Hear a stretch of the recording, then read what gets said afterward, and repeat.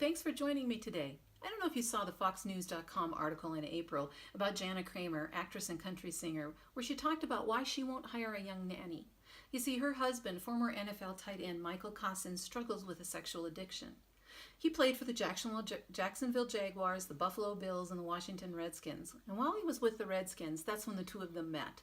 They were married in August of 2015, but unfortunately they separated 1 year later due to his infidelity and sexual addiction.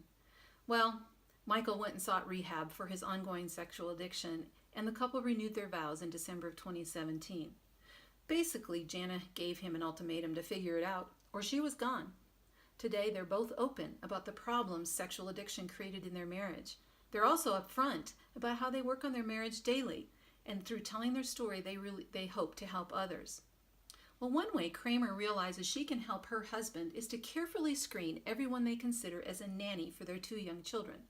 According to this article on Fox News, Kramer points out that young women seeking a nanny position on the website care.com don't think about the pictures they post.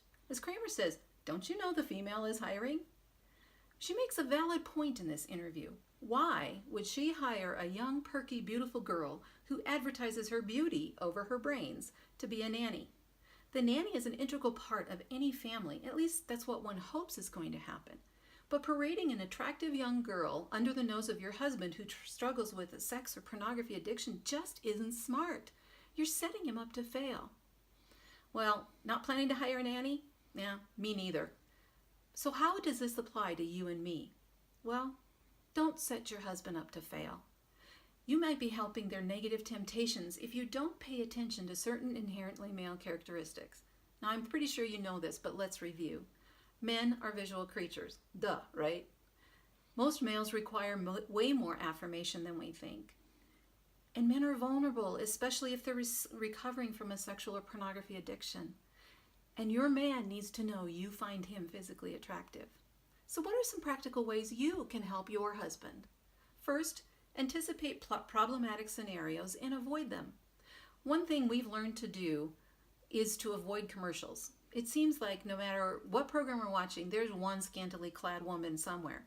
So we look at each other, we talk to each other, we go to the bathroom, we get something to eat or drink, but we just don't watch commercials. Simple, right? The second one is to be intentional and point out the positive. How hard is it to say thank you? You know, you love to hear thank you just as much as your man does. But every time he does something for you, for instance, let's say he cleans up the kitchen after dinner and you didn't even ask, tell him thank you. And don't just walk by and say, oh, thank you, but really be sincere.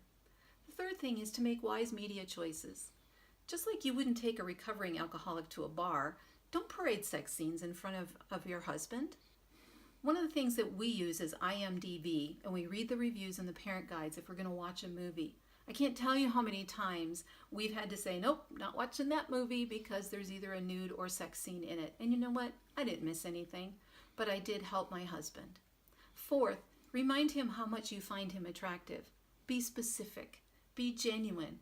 Don't limit yourself to Valentine's Day. Find a great trait to highlight for him every day. And the last one is be an encouraging, attractive place for his eyes and heart to land. You know, throughout your day, your man experiences visual images at a rapid-fire pace.